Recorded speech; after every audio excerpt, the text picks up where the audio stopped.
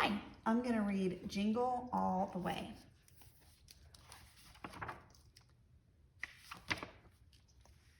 There are lots of stories about good little boys and girls, but there aren't many stories about good little dogs.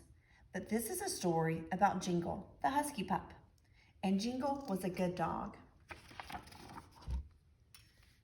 He never made a mess. He never chewed holes in things. He never, not even once, kept people awake at night with his barking. And he always, almost always, did what he was told. One day, Jingle was resting beside the front steps of Pineville Elementary.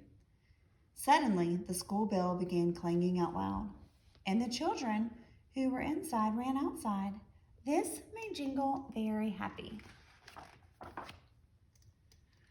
So he came back the next day, and the same thing happened. The bell rang, and the children hurried out. It was amazing. Kevin patted his belly. Sarah scratched his ears. Jennifer said, "Jingle, you're such a good dog." Jingle loved to bark hello. Jingle even loved to sing. But what Jingle loved most was being with his friends. He liked to race Kevin to the edge of the schoolyard. But every day, Kevin said, "Bye, Jingle, it's time for me to go." Sometimes he followed Sarah to the school bus, but Sarah only said, "Sorry, Jingle, I've got to go home."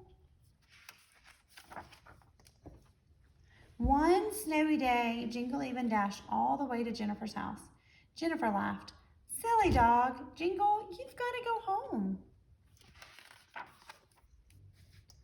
Usually, Jingle did exactly what he was told, but since he didn't have a home, he couldn't go there. Instead, he went back to Pineville Elementary and waited for the school bell. He waited all night and all day, but it didn't ring. The sign says, "Closed for the holidays. See you in January." Jingle decided to look for his friends. After all, they were the closest thing he had to a family. He searched everywhere, but the kids were nowhere to be found. Then Jingle remembered seeing a very long line of kids at the toy store. What were they waiting for so patiently? Was it important? The very thought of finding his friends made Jingle want to sing. But when Jingle arrived at the store, there were no children.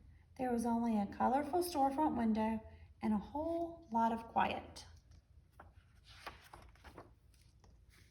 Jingle was tired from all of his searching, so he made his way behind the toy store and plopped into the first soft place he found and fell fast asleep. And even though it didn't feel like home, it was quite cozy. Moments later, someone carefully lifted the bag Jingle had snuggled into. "Well, what have we here?" a voice spoke warmly. "Someone all alone at Christmas?" Placing the green velveteen bag in the front of the sled, the man remembered a letter he had been given earlier that day from a good little boy at the toy store. "Ho, ho, ho," he said to himself. "This gives me an idea." He wasn't sure what was going to happen, but suddenly Jingle felt very happy. The next morning, Jingle was surrounded by the smell of pine and peppermint. There was a fancy collar around his neck with a bell that jingled whenever he moved. But the best surprise of all came when Jingle saw Andrew, one of his friends from school. "It's Jingle," Andrew said. "Jingle, you're such a good dog." The two friends spent the rest of Christmas Day playing together, Jingle's bell ringing merrily all the while. That night, before Andrew turned out the lights in his room, Jingle hopped into his bed. Andrew said, "Jingle, stay," and Jingle did. The end. I hope y'all enjoyed this book.